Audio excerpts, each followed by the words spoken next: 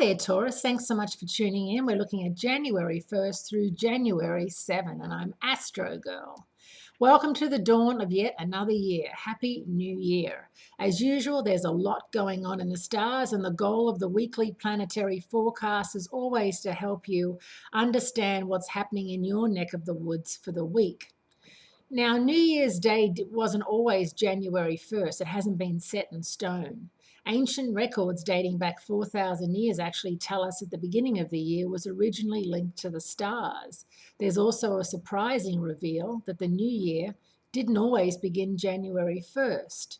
In ancient Babylon, the first day of the new year was in March or April because it was based on the first new moon after the spring equinox. That's why so many people start their horoscopes with Aries, because Aries was the first sign, the spring sign. In Egypt, the new year was observed in mid-July, coinciding with the rising of the fixed star Sirius.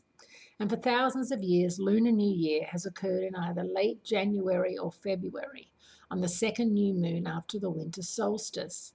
The first time the new year was celebrated on January 1st was in 46 BCE, when Julius Caesar instituted his very own version of a calendar, the Julian calendar, that was not star-based, which is the calendar that we use today.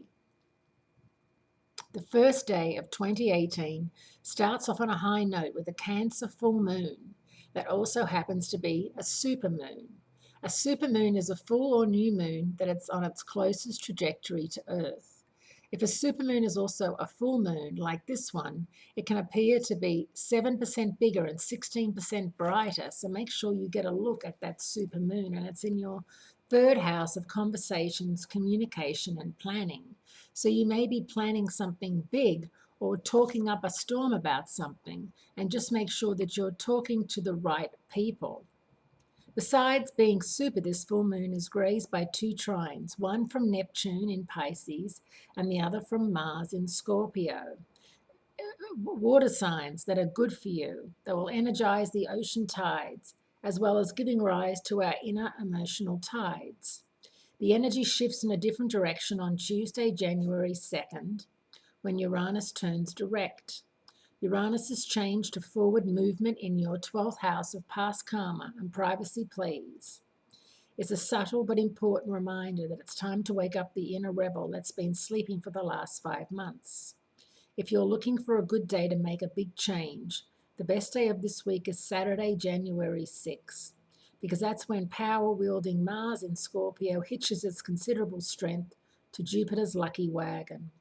This conjunction is a special opportunity that needs to be handled with care, because if you can't keep all that firepower under control, you could end up wishing that you had. So, Taurians, that supermoon's going to be transiting your third house, and it's actually going to be a very good time for you with the Sun and Saturn, the planet of focus and discipline, both in Capricorn, your fellow Earth sign. You're starting the year off right. Thanks so much, and I'll speak to you again next week.